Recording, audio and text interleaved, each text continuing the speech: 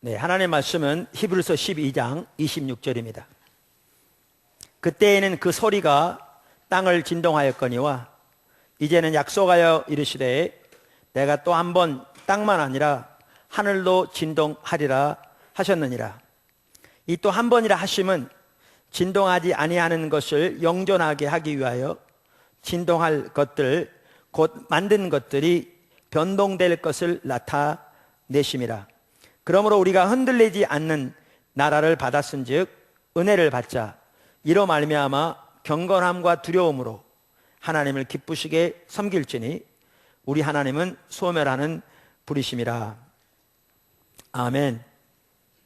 우리가 주일 오전 예배 시간을 통해서 예배 회복에 대해서 지금 시리즈로 살펴보고 있습니다. 제가 광고 시간에 말씀드린 대로 포도나무교회 예배만 하더라도 하나님께서 참 귀한 은혜를 함께하고 계시죠. 그래서 예배를 통해서 우리가 하나님을 경험하고 하나님의 그 만지심을 경험하고 하나님의 사랑을 느끼고 하나님도 알게 되고 우리를 치유하시고 회복시키시고 그런데 우리는 그 균형이 항상 필요한 것 같아요. 그죠?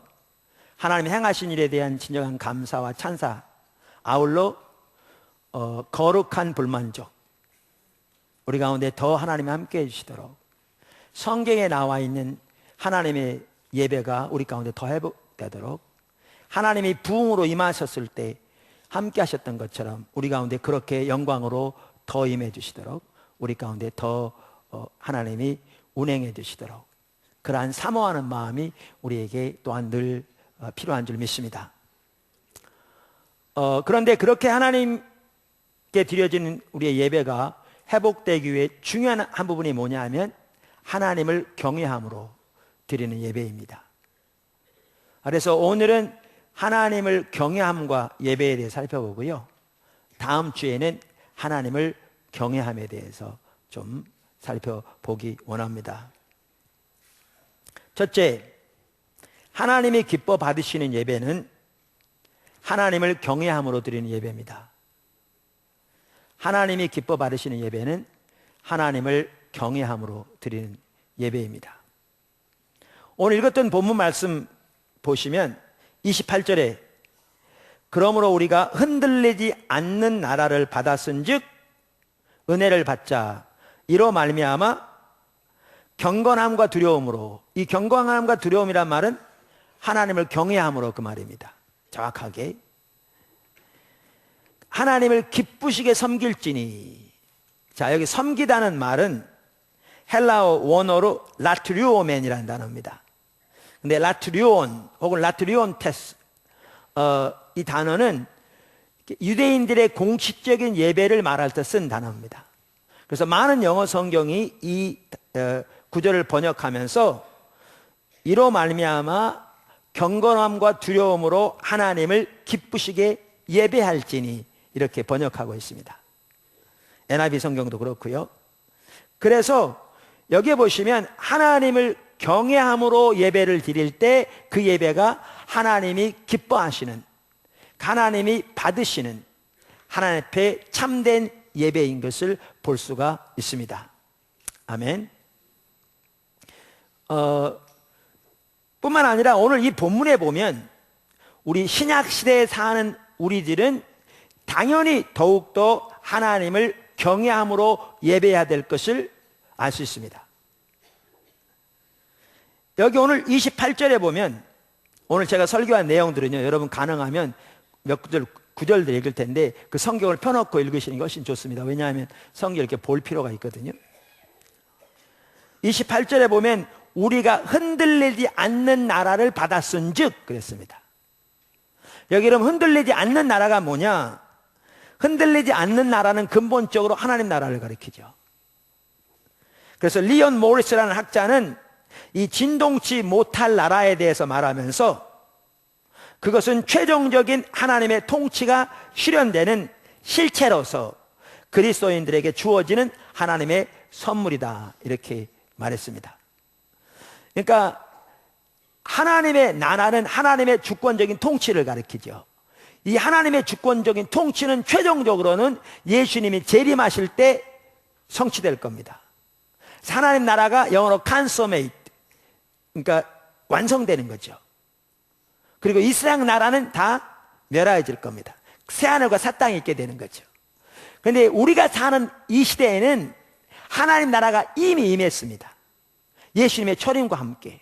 우리가 예수를 믿는 게 하나님의 통치의 능력으로 우리가 예수를 믿게 된 거죠. 그리고 하나님의 교회가 세워진 거고. 그래서 우리의 삶 속에 하나님이 주권적으로 통치하시며 운행하시는 그 능력과 임재가 함께하는 거죠. 이것이 예수님의 재림 때 완성될 거라 그 말이죠. 그래서 오늘날은 이미 하나님 나라가 임했지만 아직 온전히 임한 것은 아닌 그 사이에 우리가 살고 있죠. 그러면서 여기 보시면 뭐라고 말하냐면 우리가 이 흔들리지 않는 나라를 받았기 때문에 은혜를 붙잡을 뿐만 아니라 하나님을 경외함으로 하나님을 예배하자, 이렇게 말하고 있습니다.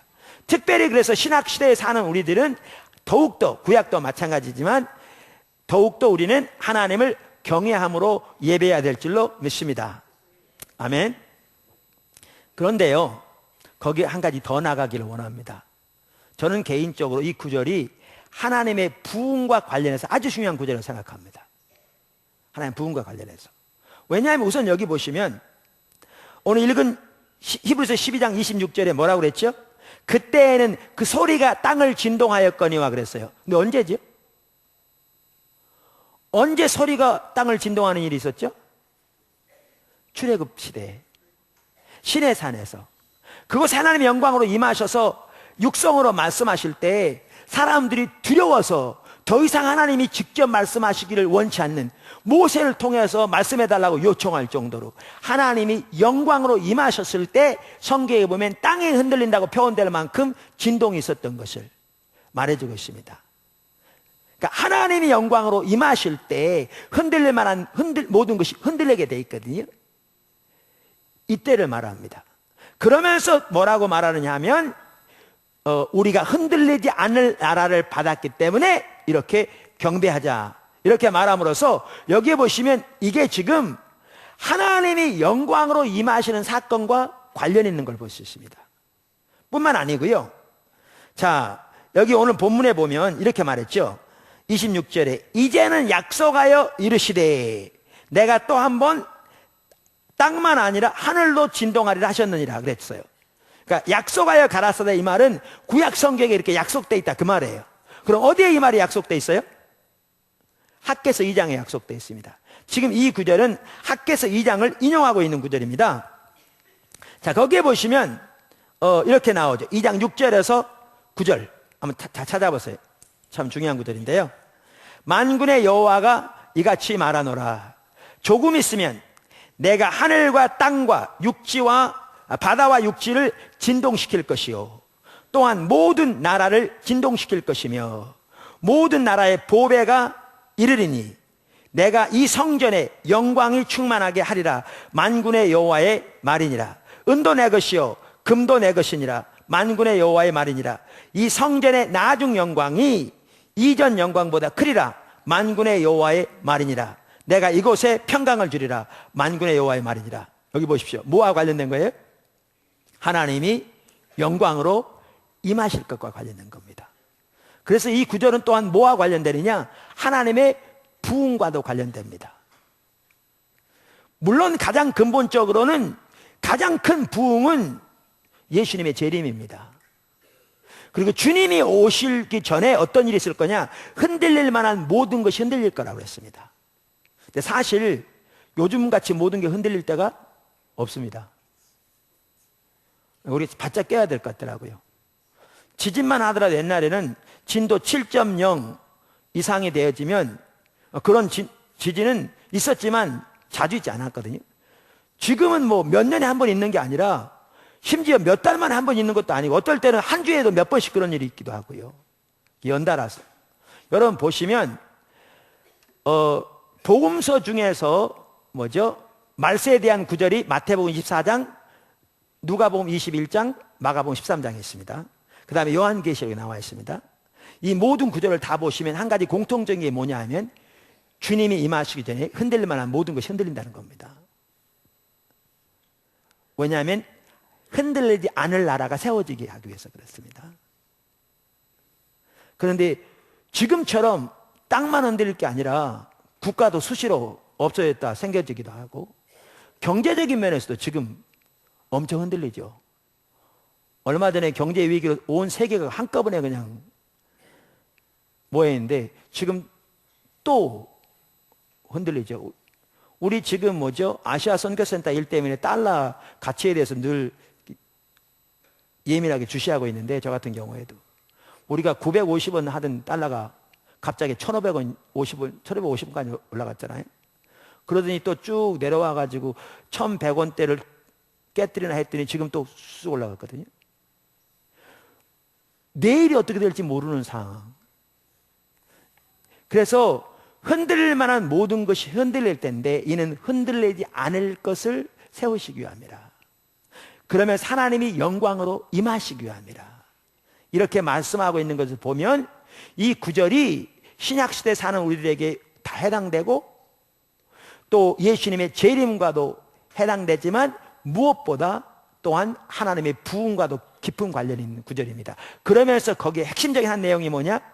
하나님을 경외함으로 예배해야 한다. 이렇게 말하고 있습니다.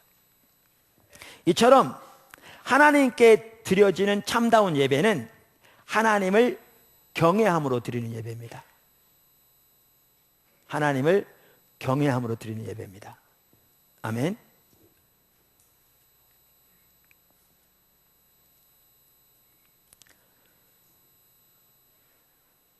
둘째, 하나님을 경외함이 없는 예배는 하나님을 멸시할 수밖에 없습니다. 하나님을 경외함이 없는 예배는 하나님을 멸시할 수밖에 없습니다. 자, 말라기 시대가 좋은 예입니다. 한번 보시죠. 말라기 1장 다 찾아보시죠. 6절부터 14절까지. 여러분 성경 찾고 보고 계세요. 왜냐하면 제가 쭉 읽으면 좋을 텐데 좀 시간을 전략하기 위해서 제가 읽지는 않겠습니다. 제가 질문할 테니까 여러분들은 보고 대답해 보세요. 자, 거기 8절을 보시면 그 당시 사람들은 예배를 어떻게 드렸어요? 그러니까 눈먼 것, 병든 것, 저는 것, 그런 것을 가지고 하나님께 제사를 드렸던 걸 볼 수 있죠. 그러니까 구약시대에는 짐승의 제사를 드렸습니다. 이것은 예수님이 오셔서 우리의 죄를 위해 십자가에서 피 흘려 돌아가심으로 우리의 죄를 대속하실 것을 보여주는 그림자였죠. 그런데 성경에는 온전한 제물을 드리도록 되어 있었습니다. 그런데 이들은 눈먼 것, 저는 것, 병든 것을 드렸습니다. 우리가 이 부분을 살펴보았습니다. 과거에. 아마 그들은 이렇게 했던 것 같아요. 우리가 항상 타락하면 자기의 죄된 행동을 정당화시키거든요. 아마 그랬던 것 같아요. 그 당시에 짐승의 제사를 드리려면 죽여서 피를 가지고 드리잖아요. 그러니까 이랬던 것 같아요. 아니, 병든 거는 피가 없냐? 어차피 피로 드릴 텐데. 그 당시 번제는 죽여서 태워서 드리는 거잖아요. 어차피 태워 드릴 텐데 뭐 눈먼 건 어떠냐? 어차피 태워 드릴 텐데. 그렇게 드렸던 것 같아요. 여기 보시면. 자, 그렇게 예배를 드렸더니 하나님이 그들의 예배를 받으셨어요? 안 받으셨어요? 안 받으셨어요. 근데 그들의 예배에 대해서 하나님이 어떻게 반응하셨나를 9절과 10절을 한번 보세요. 거기에 보면 아주 극적으로 표현하고 있어요. 9절과 10절에 보면 뭐라고? 제가 읽어볼게요. 만군의 여호와가 이르노라. 너희는 나 하나님께 은혜를 구하면서 우리를 불쌍히 여기소서 하여 보라. 너희가 이같이 행하였으니 내가 너희 중 하나인들 받겠느냐? 만군의 여호와가 이르노라. 너희가 내 제단 위에 헛되이 불사르지 못하게 하기 위하여 너희 중에 성전문을 닫을 자가 있었으면 좋겠도다. 내가 너희를 기뻐하지 아니하며 너희의 손으로 드리는 것을 받지도 아니하노라. 자, 여기 보시면 하나님이 그들의 예배를 그 당시에 기뻐하셨다 안 기뻐하셨다고요? 안 기뻐하셨다. 그들의 예배를 받으셨다 안 받으셨다? 안 받으셨다. 더 나아가서 여기 뭐라고 말하고 있는가 하면 그들의 예배가 헛된 예배라 이렇게 말하고 있어요. 근데요, 하나님은 심지어 이거를 이렇게 표현해요. 얼마나 그 예배를 싫어하신가를 어떻게 표현하냐면, 누가 내 성전문을 닫아버려서 저들로 더 이상 헛된 예배를 드리지 못하게 만들었으면 좋겠다 이렇게 말하고 있어요. 아니, 하나님이 그 예배를 얼마나 싫어하셨으면 표현하는 게 성전문을 닫아버려서 더 이상 헛된 예배를 하나님께 드리지 못하도록 그렇게 막아버렸으면 좋겠다 이렇게 표현하셨겠어요. 그만큼 안 받으셨어요. 그렇죠? 자, 하나님은 또한 그들의 이러한 행위를 그들이 뭐라고 말한다고 표현하셨어요? 여기 자 보십시오. 7절과 12절 한번 보시죠. 7절 12절 하반절에 보면 이는 너희가 여호와의 식탁은 경멸히 여길 것이라 말하기 때문이라. 그래서 하나님이 그 예배를 싫어하신다는 거예요. 그 다음에 12절 너희는 말하기를 여호와의 식탁은 더러워졌고 그 위에 있는 과일 곧 먹을 것은 경멸히 여길 것이라 하여, 이렇게 말하여 내 이름을 더럽히는도다. 그러니까 저들이 뭐라고 했다는 거예요? 하나님의 이 제단은 더럽게 여기는 것이야 이렇게 말했다는 거예요. 이건 이미 살펴봤죠? 저들이 그렇게 말했을 리가 없다고요. 왜? 제사장들로서 아까 6절에 보면 나오듯이 하나님을 아버지라 주님이라 불렀는데, 만군의 여호와 하나님을 주님이라 주인이라 부른 사람들이 이 식탁은 더러운 거야 이렇게 말하겠어요? 안 하겠죠. 근데 하나님은 저들이 그럼 하지도 않은 말을 했다고 하는 분이에요? 더욱도 아니죠. 뭐예요? 하나님은 우리의 말의 소리를 들으시는 게 아니라 행동의 소리를 들으신 거라고요. 그러니까 여러분 여기 14절 보세요. 이 14절 보시면 짐승떼 가운데 수컷이 있거늘 그 서원하는 일에 흠이 있는 것으로 속여 내게 드리는 자는 저주를 받으리니.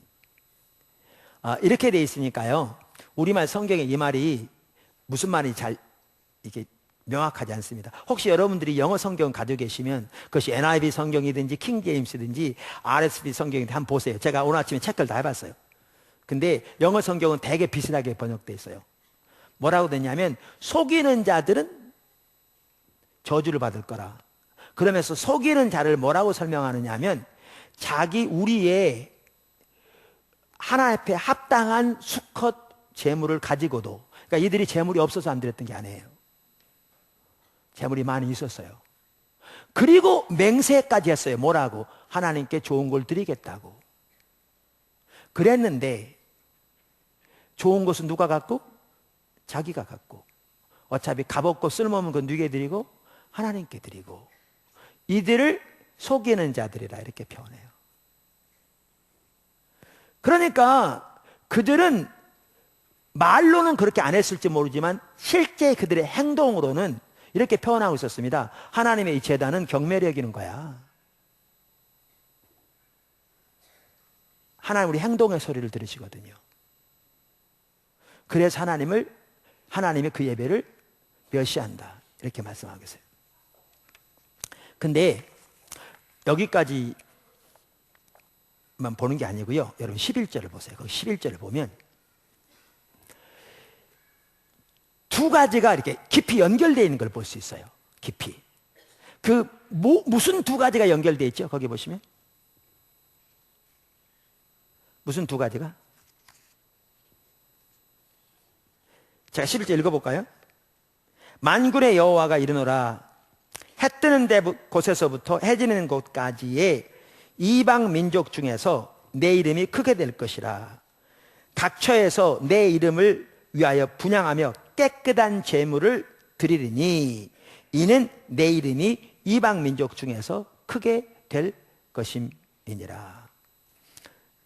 여러분 여기에 보시면요, 하나님의 이름이 높임을 받고 하나님이 찬양을 받고 받고 영광을 받으시는 것과 하나님 앞에 참된 예배가 드려지는 것이 이렇게 연결되어 있는 걸 볼 수 있어요. 특별히 여러분, 서방에서 동방까지 하나님의 이름이 언제 높임을 받으시죠? 하나님 부흥으로 임하실 때. 그래서 이사야서 59장에 보면요, 19절에 이렇게 나오죠. 서쪽에서 여호와 이름을 두려워하겠고, 이 말은 하나님을 경외한다 그 말이에요.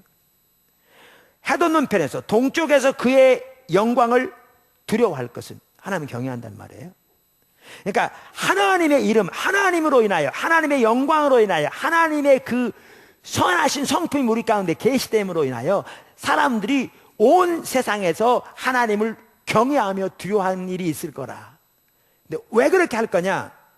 여호와께서, 하나님께서 그 기운에 몰려 급히 흐르는 강물과 같이 뭐죠? 오실 것입니다. 하나님께서 해일이 다가오는 것처럼 영광으로 임하실 것이기 때문에 이런 일이 있을 거라 그 말이에요.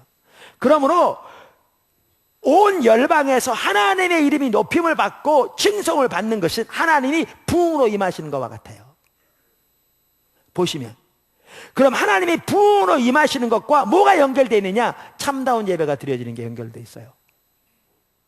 여기 보시면, 그러니까 하나님의 임하심, 하나님과 올바른 관계, 하나님의 생명이 우리에게 넘치는 것과 참다운 예배가 연결되어 있는 걸 볼 수 있어요. 너무너무 중요해요. 그러니까 하나님의 부흥을 기다리는 이때에 예배 회복이 이만큼 필수적인 거예요. 우리가 얼마 전에 그 NWS 예배와 중보기도 학교 했어요. 얼마 전에. 여기 지금 참석하신 분들 몇 분 계세요. 그때 여러 나라에, 몇 나라에서 선교사님도 오셨고요. 그 다음에 우리나라의 많은 목회자들과 평신도 리더들이 많이 참석했어요. 저는 개인적으로 예배와 중보기도는 처음 시작했잖아요. 처음 시작하면서 예배와 중보기도를 다루다 보면 우리가 십자가 복음에 다룬 내용들이 일부는 겹치게 돼 있어요. 왜냐하면 그걸 다뤄야 이걸 올바로 이해할 수 있으니까. 그러니까 제가 가르치려고 하면서 아니 일부는 최소한 일부라도 이렇게 반복되는데, 그러니까 자꾸 그런 게 신경 쓰이더라고요, 가르치는 사람으로서. 그래서 어떨 때는 좀 이렇게 좀 기대가 적었다 그럴까? 근데 이번에 하나님은 진짜 놀라우게 함께하시더라고요. 그러면서 어떤 분은 심지어 뭐라고 그러냐면, 십자가 복음학교 성령의 사역, 하나님 은사학교 다 참석했었는데 이번만큼 하나님의 역사가 그렇게 강한 적이 드물다고 할 만큼 하나님이 더 강력하게 하시는 그런 얘기까지 하더라고요. 제가 섬기면서 뭘 경험했냐면요, 아, 하나님이 참된 예배에 대해서 이렇게 관심이 많으시구나. 하나님이 예배를 이렇게 소중하게 여기시구나. 그거를 제가 하나님이 일하신 걸 보고 경험하게 됐어요. 뿐만 아니라 또 한 가지가 있어요. 여러분 참석하시 오신 분한테 물어보시면 알아요. 내가 그냥 하는 얘기인지. 여기 몇 분들은 듣고 계시고. 근데 또 한 가지가 뭐냐 하면, 이번에 예배와 중보기도 학교 하면서 기도 중에도 그렇고 모여서 이렇게 소그룹으로 나눌 때도 그렇고, 이렇게 저녁 시간에 같이 중보기도 하고 그랬거든요. 기도 중에 그렇고, 어느 때보다 제가 십자가 복음학교로 섬겼고, 하나님 음성학교로 섬겼고, 성령의 사역학교도 부분적으로 섬기고 다 섬겼다니까요. 십자가 복음학교만 지금 몇 번째 했잖아요. 예배와 중보기는 첫 번째 했지만, 제가 섬기면서 보았는데 어느 때보다 하나님의 부흥에 대한 하나님의 열망을 어느 때보다 많이 말씀하시고 그 열망을 부어주시고 계시하신 적이 없을 만큼 강하게 함께 하셨어요. 왜 그런 줄 아세요? 하나님이 부흥으로 임하시기 원하시는데요, 어느 때보다. 그런데 그 하나님이 부흥으로 오시기 위해 필수적인 요소 중에 하나가 뭐냐? 예배복이에요. 여기 보시면 하나님이 부흥으로 임하시는 것과 참된 예배가 드려지는 게 연결되어 있다는 거예요. 심지어 여기도 나오듯이 지금 이 구절을 왜 말씀하시는 거예요? 왜 여기 말씀하시는 거예요? 말라기서에 그 당시에 예배가 어떻게 드려졌다고요? 하나님 멸시하는 예배가 드려졌잖아요. 이 시대에 지금 하나님이 그거 말하다가 이 중간에 말하는 거는 열방의 하나님의 이름이 높임을 받겠고 이방의 중에 하나님 높임을 받을 거라. 그러면서 그때는 하나님께 대한 참다운 예배가 드려질 거라. 여기에 보면 그 뜻이잖아요. 이 말은 그만큼 하나님이 참다운 예배를 열망하시는 걸 볼 수 있고 참다운 예배가 드려지게 하기 위해 부흥으로 임하실 것도 보여주고 있어요. 무슨 말 이해하시겠죠? 그러니까 하나님이 부흥으로 임하시는 것과 참된 예배가 연관이 있지만 하나님이 부흥으로 임하시는 목적 중에 하나도 뭐냐? 참다운 예배가 드려지기 위해서 그렇다니까요. 이 구절을 보시면 아시듯이 그만큼 참다운 예배가 부흥과 깊은 관련이 있습니다. 그만큼. 여러분 이거를요 반대로 뒤집어 보면 이 말을 쉽게 이해할 수 있어요. 이 두 개가 깊은 연관이 있다니까요. 그럼 반대로 뒤집으면 어떤 결과를 가져온 줄 아십니까? 하나님의 예배를 멸시하면 그것은 곧 하나님을 멸시하는 겁니다. 이 둘이 나눠지지 않습니다. 이게 두려운 거예요. 여기 오늘 아까 읽은 말라기 1장도 보세요. 말라기 1장을 보세요. 6절에 보면 저들이 아까 보시면 7절부터 보시면 그들이 병든 거 저는 거 들여가지고 하나님의 예배를 멸시했잖아요. 그죠? 근데 6절에 보면 하나님이 말씀하시기를 그들이 무엇을 혹은 누구를 멸시했다고 말하는 거예요. 6절에 보시면 누구를 멸시한다고요? 하나님을 멸시한다고요. 6절 내 이름을 멸시하는 제사장들아. 여기 하나님의 이름이란 말은요 하나님의 인격을 가리켜요. 성품을 가리켜요. 히브리어건 헬라어건 인격이란 단어가 없대요. 그래서 대신 쓰는 게 뭐냐? 이름이란 단어를 써요. 그래서 예수님이 요한복음 17장에 보면 내가 내 이름을 저들에게 알게 하였고 이렇게 되어 있는데 영어 성경은 뭐라고 되냐면 내가 아버지의 이름을 그렇게 되어 있는데 영어 성경에는 내가 아버지를 이렇게 되어 있어요. 아버지 이름이란 말은 아버지의 인격을 가리켜요. 성품을 가리켜요. 그분을 가리켜요. 그러니까 여기에 보시면 뭐를 볼 수 있냐 하면 저들이 예배를 멸시했는데 하나님은 그들에게 뭐라고 말씀하셨냐면 나를 멸시했다고 그래요. 여호와의 이름을 멸시하는 제사장들아. 바꿔 말하면 여호와를 멸시하는 제사장들아. 이렇게 말하죠. 이걸 보면 우리가 예배를 멸시하면 곧 누구를 멸시하는 거냐? 하나님을 멸시하는 거예요. 하나님 멸시하는 거예요. 그만큼 심각해요. 그만큼 심각해요. 자, 근데 이 말라기 시대의 제사장들이 타락한 예배를 드림으로 하나님을 멸시했는데 그 근본 원인이 뭐였어요? 우리는 생각하길 그래요. 아니 성경에 병든 거 저는 거 드리지 말라고 그랬는데 그걸 드리니까 그렇죠. 그렇게 생각해요. 근데 그게 아니에요. 병든 거 저는 거 드린 것은요 열매에 불과해요. 열매. 이거는 다른 모양으로도 얼마든지 나타날 수 있어요. 그러니까 보세요. 이사야 시대는 병든 거 저는 거 드렸어요. 가장 살찐 가장 좋은 걸 드렸어요. 가장 살찐 가장 좋은 걸 드렸어요. 근데 똑같이 이사야 시대에도 그들이 하나님을 멸시했다고 말해요. 버렸다고 말해요. 그랬어요? 안 그랬어요?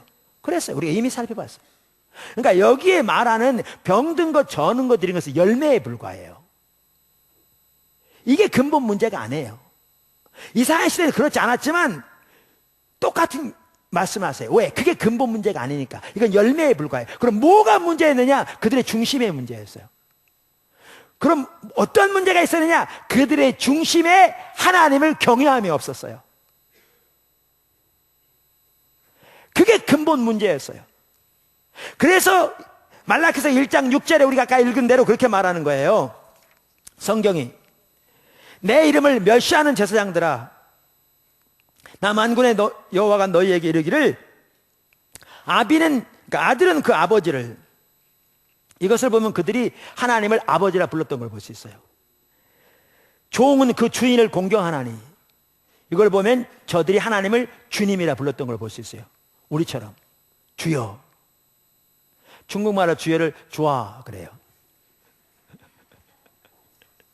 제가 이번에 가서 배웠어요. 좋아. 기도할 때.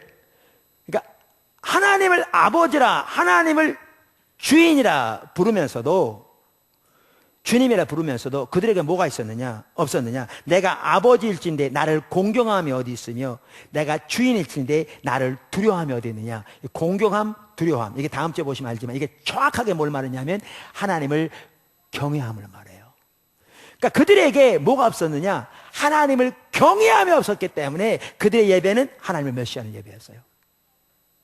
그리고 하나님을 멸시하는 예배는 곧 하나님을 멸시하는 것이었어요.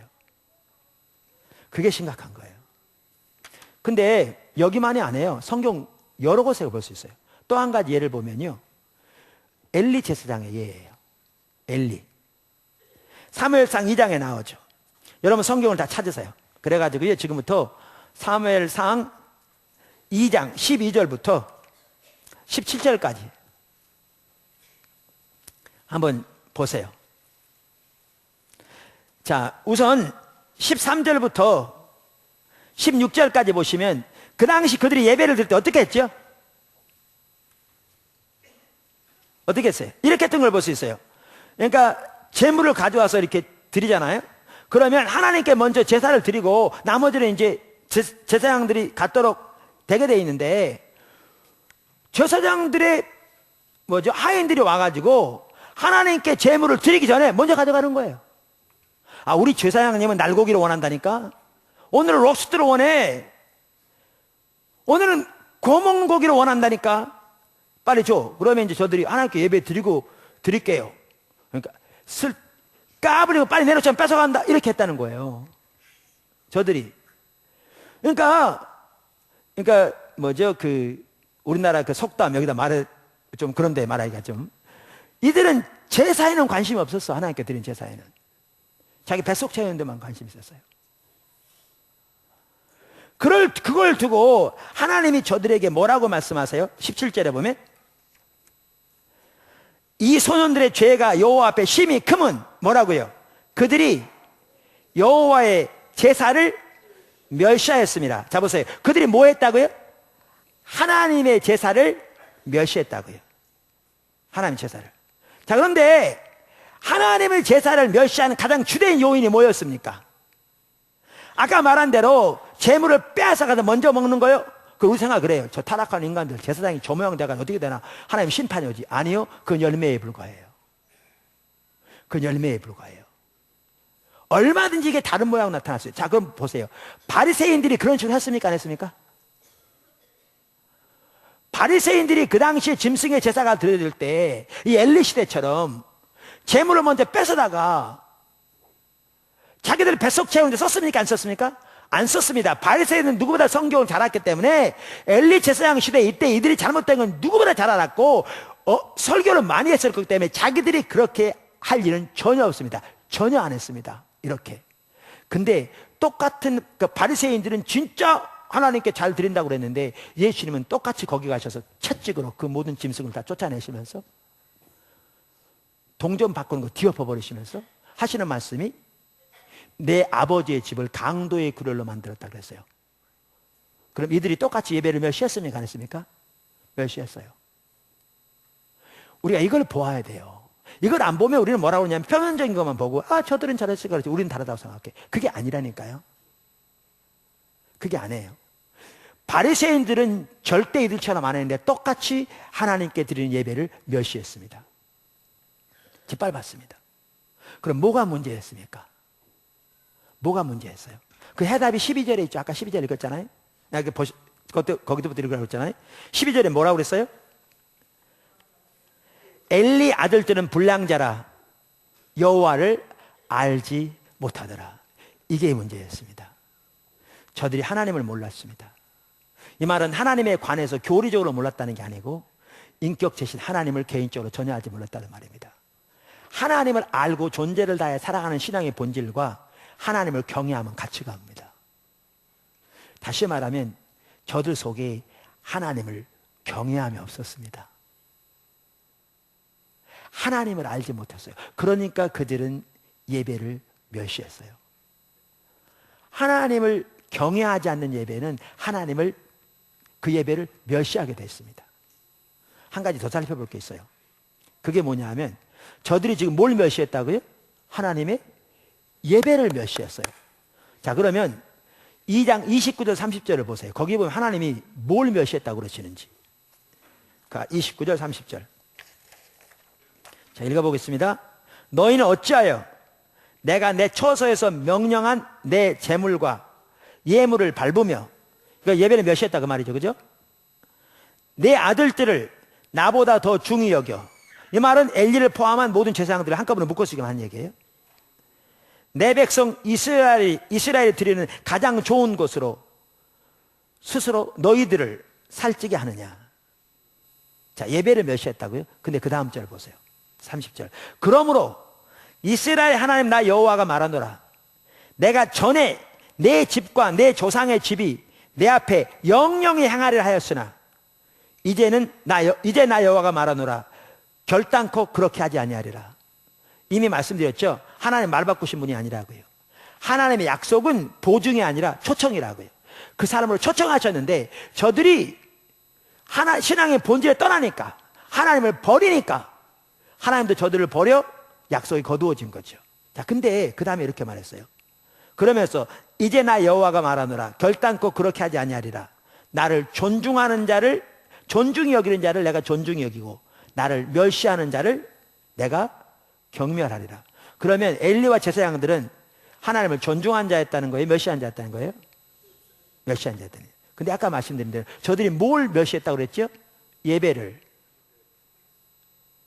여호와의 예배를 멸시하였습니다. 근데 지금 이 구절에는 저들이 뭘 멸시했다고요? 하나님을. 여러분, 예배를 멸시하는 것과 하나님을 멸시하는 게 분리되지 않습니다.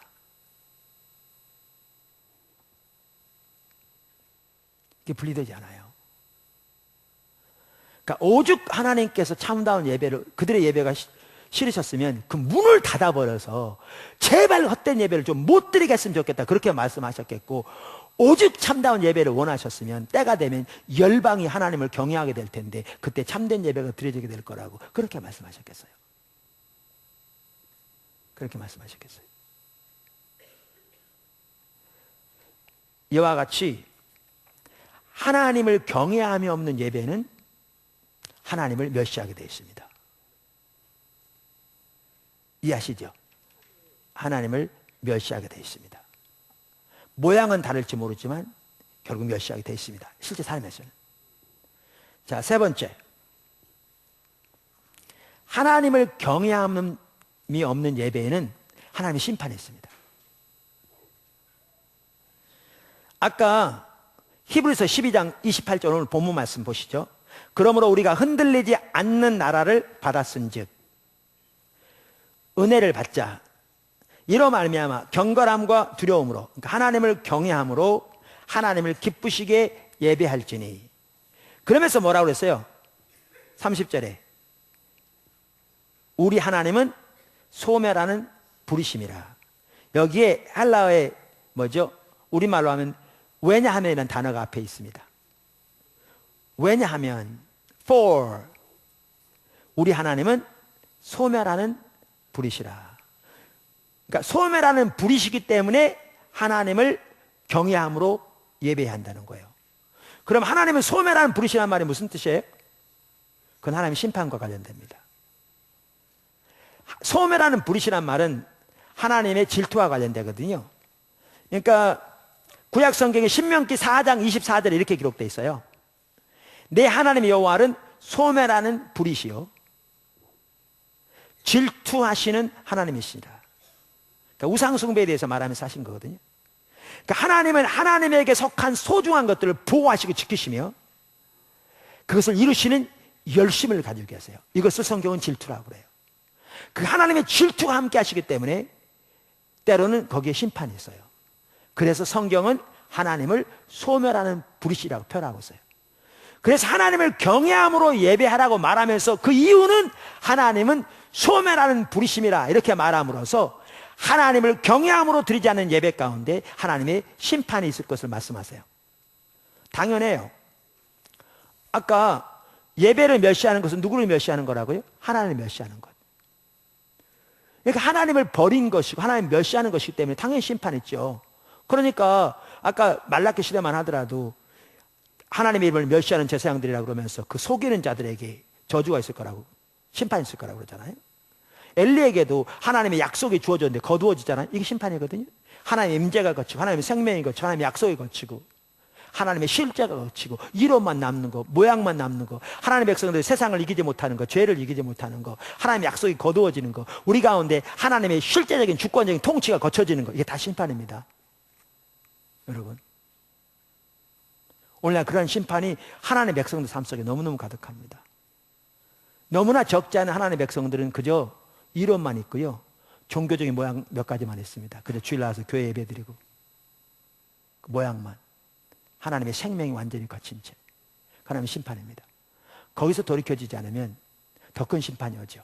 악의 지배를 받기도 하고 때로 나라가 망하기도 하고 이렇게. 그러니까 예배를 멸시하는 것은 하나님을 멸시하는 것이기 때문에, 그리고 하나님을 떠나 하나님을 경외하며 하나님 떠나 있는 거기 때문에 심판하는 건 당연합니다. 근데 저는 여기서 좀 더 살펴보기 원합니다. 그게 뭐냐 하면 하나님의 부흥이 임할수록 이것은 더 중요합니다. 왜냐하면 하나님의 부흥이 임할수록 하나님의 기준이 높아지거든요. 하나님의 심판이 더 현실화된다고 생각합니다. 저는. 제가 신구약에 하나씩 예를 들 텐데요, 저는 이게 아주 중요하다고 생각해요. 첫 번째 예가 나답과 아비후입니다. 말라기 10장입니다. 여러분 말라기 10장 1절부터 3절을 먼저 보십시오. 성경을 보시면, 여러분 성경을 보세요. 자, 아론의 아들 나답과 아비후는 제사장이었죠. 그래서 그들이 제사를 드릴 수 있는 권리가 있었습니다. 하나님께 어떤 제사를 드렸다고 그랬어요? 거기 보시면 1절에 다른 불을 드렸다고 그랬어요. 다른 불이란 게 뭐예요?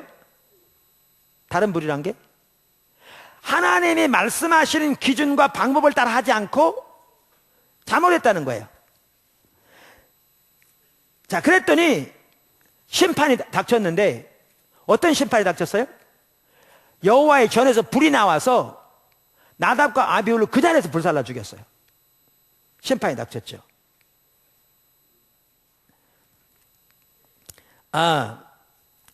이런 구절을 읽으면요, 많은 분들이 그래요. 그건 구약 성경이죠. 그때는 하나님이 심판이 하나님이었죠. 신약 시대는 은혜 시대잖아요. 그러니까 오늘날은 그렇지 않죠. 이렇게 말해요. 근데 여러분, 하나님은 구약의 하나님이나 신약의 하나님이나 똑같은 분이세요. 그때도 하나님은 공의의 하나님이자 사랑의 하나님이었고요. 지금도 하나님은 공의의 하나님이자 사랑의 하나님이세요. 그러면 이 구절을 어떻게 이해할 수 있는가? 바로 그 앞절에 보면 알 수 있어요. 여러분, 저는 그렇게 생각합니다. 9장 그 앞장 23절 24절에 보면 이렇게 돼 있어요. 모세와 아론이 회막에 들어갔다가 나와서 백성에게 축복하며 여호와의 영광이 온 백성에게 나타나며 불이 여호와 앞에서 나와 제단 위에 번제물과 기름을 사른지라 온 백성이 이를 보고 소리 지르며 엎드렸더라. 여기 보시면 하나님의 영광이 머물러 계신 시대예요. 모세와 아론이 회목에 들어가서 하나님을 뵐 뿐만 아니라 나와서 하나님의 길을 따라, 기준을 따라 예배를 드릴 때, 그리고 백성들을 축복할 때 하나님이 영광으로 그곳에 임하신 때예요. 근데 이 하나님의 영광으로 임하셨는데 이들이 임의로 한 거예요. 여러분 잘 들으세요. 이렇게 하나님의 영광으로 임하니까 이 나답과 아비후도 자기들도 제사 드리기 원했던 것 같아요. 어쩌면 그들도 이렇게 자기 부모들처럼 자기들도 할 수 있다는 걸 이렇게 보여주려고 했을지도 몰라요. 어떤 쇼업하려는, 그러니까 드러내려는. 근데 이렇게 심판이 임한 다음에 하나님이 그러세요. 모세를 통해 아론에게 뭐라고 그러시냐면 이렇게 말씀하세요. 9절 10장 9절 보면 너와 내 자손들이 회막에 들어갈 때에는 포도주나 독주를 마시지 말라. 그리하여 죽음을 면하라. 이는 너희 대대로 지킬 영영한 규례라. 그리하여야 너희가 거룩하고 속된 것을 분별하며 부정하고 정한 것을 분별하고, 이렇게 돼 있어요. 이걸 보면 뭘 추측할 수 있냐면요, 나답과 아비후가 하나님의 전에 들어갈 때 술 취했던 걸 볼 수 있어요. 그러니까 하나님에게 소중한 것을 영어로 presumptuously, 함부로 대한 거죠. 하나님께 예배 드려지는 것은 너무나 소중한 건데 함부로 대해서 술 취한 가운데 임의대로 자기 방법대로 자기 원하는 대로 그냥 들어가서 하나님의 길을 따라 행한 게 아니라 세상의 방법대로 자기 원하는 대로 다른 불을 드렸더니 하나님이 진노하셔서 그들을 멸하신 거예요. 그 시대는 하나님의 영광으로 머물러 계신 시대예요. 머물러 계신 시대예요. 그럼 이게, 근데 심판 보세요. 저는 이거 보면서 너무 두렵더라고요. 어떨 때는. 왜냐하면 성경은 두 아들이 죽었잖아요. 그죠? 아론. 부모 입장에 생각해 보세요. 아들을 갑자기 둘을 잃은 거예요. 그런데 하나님이 뭐라고 하시냐면, 그 당시에 이제 고구를 할 때는 머리를 풀고 옷을 찢고 이렇게 해서 이제 고구려 초상남에 이제 이렇게 하는 건데, 아론과 그 다른 두 아들에게 옷을 찢는 것 허락지 않으시고 머리를 푸는 것 허락지 않으시고요, 심지어 성전 문을 떠나는 것 허락지 않으셨어요. 기름 부음이 있으니까 그대로 행하라고. 만약에 떠나거나 그렇게 하면 그들에게 하나님의 심판이 올 뿐만 아니라 온 이스라엘에 하나님 진노가 임할 거라고 했어요. 얼마나 엄연한 얘기입니까? 거기 바로 보시면 이렇게 나와 있어요. 자, 이게 그럼 구약만 있느냐? 신약에도 비슷한 게 있어요. 신약 성경이, 구약이 아니라 신약에도. 누구죠? 아나니아 삽비라. 여러분, 아나니아 삽비라 아시죠? 그게 어디 나오냐면 사도행전 5장에 나와요. 아나니아가 삽비라 부부예요. 부부인데 자기 재산을 팔았어. 그래가지고 일부를 숨겨요. 그 다음에 일부를 가지고 교회에 가져오는 거예요. 우리 재산 다 가져왔습니다. 하나님께 드립니다. 그랬어요. 그랬더니 베드로가 성령을 속였다고 그러면서, 그들이 사단에 들어가 성령을 속였다고 그러면서 왜 거짓말 하느냐고. 그랬더니 그 즉시 그냥 죽어버려요. 여러분, 그 아나니아가요 지옥 간 거 아닙니다. 근데 이 땅에서 빨리 데려가 버렸어요. 그랬더니 이제 나중에 이제 장사를 사람들 가서 메고 왔어요. 메고 오는 사람이 오는데 그때 이제 아내가 들어온 거예요, 삽비라가. 그랬더니 물었더니 이게 다냐? 진짜 다래. 둘이 숫자가 속인 거죠.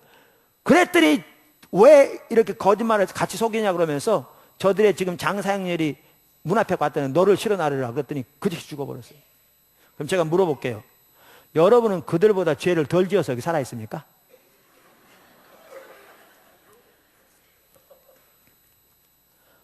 원래 하나님께서 만약 우리 가운데 그렇게 하신다면 오늘 예배 끝나고 나갈 때 저기 문에 나간 사람 거의 아마 없을 거라고 생각합니다. 저를 포함해서. 이거 신약 성경의 얘기입니다. 그러면 이거 어떻게 이해할 수 있는데요? 그러니까 우리는 이러한 실체를 잘 모르니까 그냥 우리는 넘어가요. 저도 잘 몰라요. 근데 중요한 부분이 있는 건 알아요. 어떻게 이해할 수 있느냐? 여러분, 이 구절만 하더라도요, 그 앞에를 봐야 이해가 된다고 저는 생각합니다. 4장 마지막 부분에 어떤 일이 있었냐면, 여러분 2장에 나오고 4장에 나와요. 하나님이 성령으로 강력하게 임하시니까 사람들이 은혜를 받고 주님의 말씀을 사모하고 뭐 떡을 떼고 서로 친교를 나누고 하는데, 그 중에 한 가지가 뭐였냐면, 어떤 사람들은 부자들 중에 자기 재산을 다 팔아서 교회에 헌금했어요. 그럼 그걸 가지고 가난한 사람들이 나눴으니까 전부 다 핍절한 자가 없다고 그랬어요. 2장에 나오고 4장에 나오고. 그러면서 누구 얘기 나오냐면 4장 마지막 부분에 보면은 이런 얘기가 나옵니다. 4장 36절. 구브로에서 난 레이족 사람이 있으니 이름은 요셉이라. 사도들이 일컬어 바나바라, 번역하면 위로의 아들을 하니 그가 밭이 있음에 팔아 그 값을 가지고 사도들의 발 앞에 두니라. 자, 그럼 보시면 사도행전 2장도 4장도 그러한 일이 있었다고 말하고 있는데, 그 대표적인 한 사람의 인물로서 누구를 제시하고 있느냐 하면 여기 바나바라는 사람을 말해요. 근데 바나바가 팔을 때 이렇게 하면 교회에서 내가 소문날 거예요. 그래서 하지 않았어요. 그랬어요, 안 그랬어요? 그래 안 했어요. 자기는 진짜 주님 사랑해서 팔아서 하나님께 헌금 드려서 같이 나눠 쓰기를 원했던 거예요. 그러니까 근데 여기에 이름이 나올 정도면 그 당시에 이 사람 이름이 널리 퍼진 걸 볼 수 있어요. 하나의 대표적인 인물이에요. 그러니까 거기 사도행전 2장과 4장에 나오는 그 말에 해당하는 대표적인 인물. 그랬더니 아나니아 삽비라도 자기들도 그렇게 하기를 원했던 것 같아요.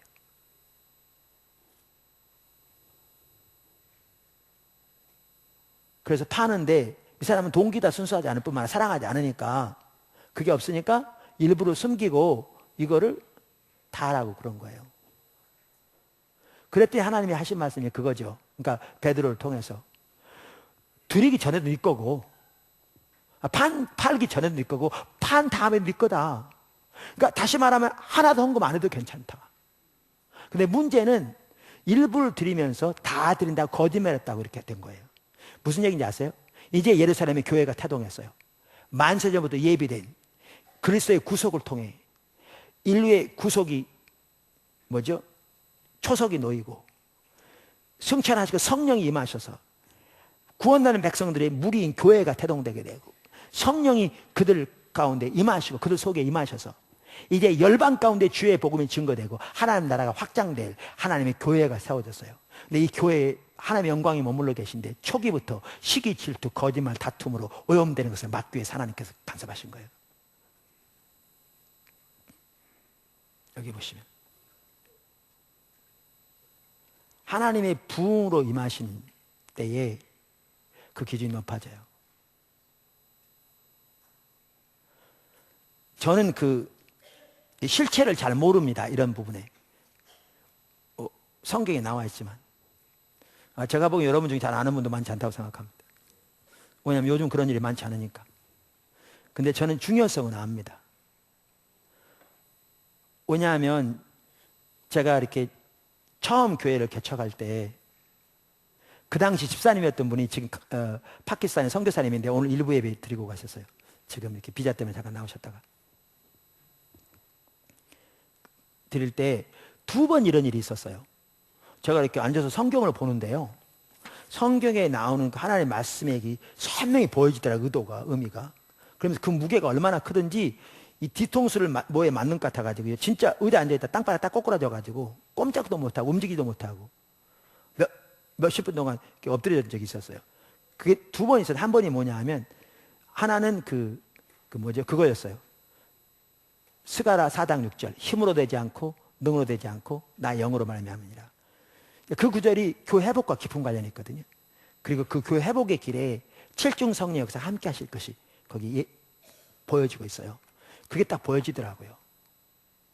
그 말의 무게, 그 영향력, 그 어떤 뭐라 그럴까? 그 엄청난 그 하나님의 의도, 그게 보여지면서 이런 조그만 망치가 아니라 큰 이런 나무 망치 같은 이 뒤통수를 맞는 것 같은 문자가 땅바닥 꼬꾸라지고 한 20-30분 거기서 움직이지 못하겠더라고요. 그랬어요. 근데 2번째 비슷한 일이 있었어요. 몇 개월 후에. 그게 어느 구절이었느냐?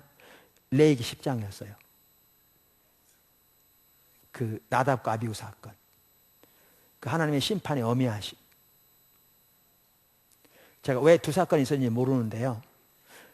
저 자신을 늘 돌아보기도 하고 저 자신을 위해서도 경각심을 갖는 것 중에 하나가 하나님의 부흥과 경외함으로 드린 예배는 밀접한 관계가 있어요.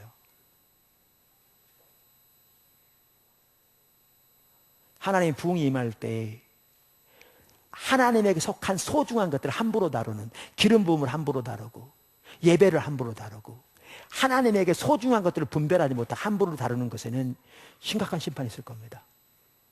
근데 그것은 지금도 함께해요. 무슨 얘기냐고요? 제가 오래전에 미국에 어느 한 팀들이 은혜 받으러 가는데 여기도 가고 여기도 가고 여기도 가고 그래서 날들 같이 가면서 좀 통역을 해주면 그 비용은 자기들이 대겠대요. 저는 이제 여기를 가려고 했는데 그분들이 다 지나서 여기를 간다고 그러더라고요. 그래서 그럼 좀 해달라고 해서 그렇게 하자고 해서 그때 제가 오래전입니다. 이렇게 같이 갔어요. 그랬더니 제가 누구라고 말하면 여러분 다 세계에서 유명한 어느 분이 집회를 하는 데를 가더라고요. 갔더니 큰 장소에 사람들이 가득 찼어요. 몇천 명. 저는 평소 때 그분을 나쁘게 생각하지는 않았지만 그분의 어떤 신앙관이나 가치관에 있어서 별로 호감을 갖지 않은 분이었기 때문에 제 개인적으로 그분을 이렇게 사람들 앞에 적극 추천하는 분은 아니었습니다. 저 개인적으로. 그러니까 저라면 거기 갈 때는 아니었습니다. 제가 그분을 무시하고 그런 건 아닌데. 근데 이제 그분들이 가서 저 뒤에 이제 통역하러 저는 앉아 있습니다. 2층에 저 뒤에 뭐 사람 워낙 가득 차가지고 저 뒤에.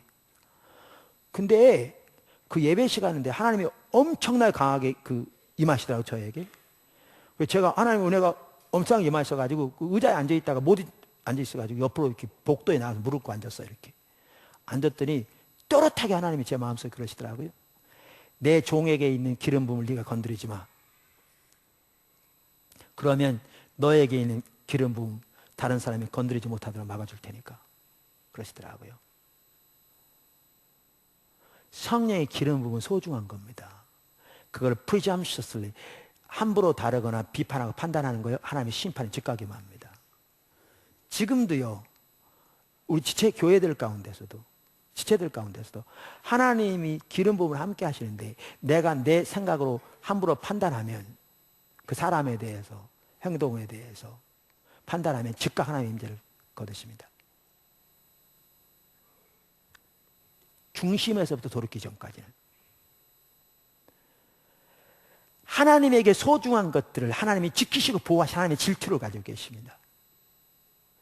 하나님께 대한 예배는 너무나 소중한 것이고 기름 부음 성령의 운행하심은 너무나 소중한 것이고 거룩함도 소중한 것이고 그런데 이 나답과 아비후는 하나님에게 소중한 것을 분별하지 않았습니다. 술 취해서 분별력이 가리워져서 함부로 행했습니다.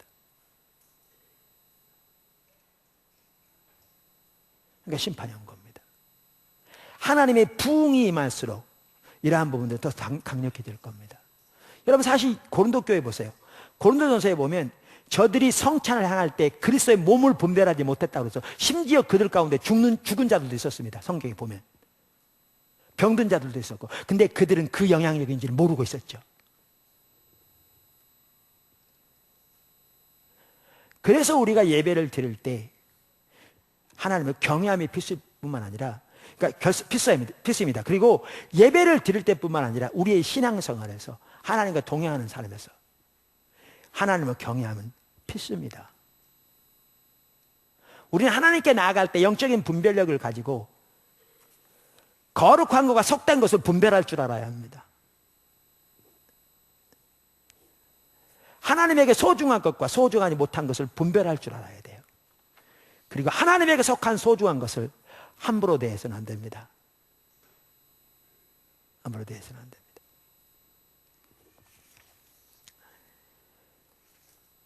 예, 오늘 저는 우리의 예배 회복을 위해서 중요한 부분이 하나님을 경외함이다 라는 걸 살펴보았습니다.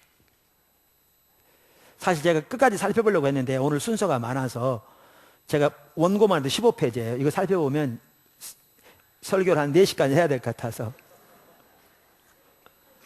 제가 나눴습니다. 그래서 오늘은 하나님을 경외함과 예배의 관계를 지금 살펴봤고 다음 주에는 하나님을 경외함이 뭐냐, 하나님을 경외하는 자에게 하나님께서 어떠한 축복들을 예비하고 계신가, 그러한 부분을 살펴보려고 합니다. 근데 여러분 오늘 보셨겠지만 특별히 하나님의 부흥을 기다리고 예비하는 이 시점에서 하나님을 경외함은 우리에게 무엇보다 필수적인 요소입니다. 그게 우리에게 절박하게 필요합니다. 우리에게 하나님께서 경외함을 부어주셔서 우리의 예배를 회복시켜 주실 뿐만 아니라 우리 삶이 하나님 앞에 회복되기를 주님을 축원합니다. 기도하겠습니다.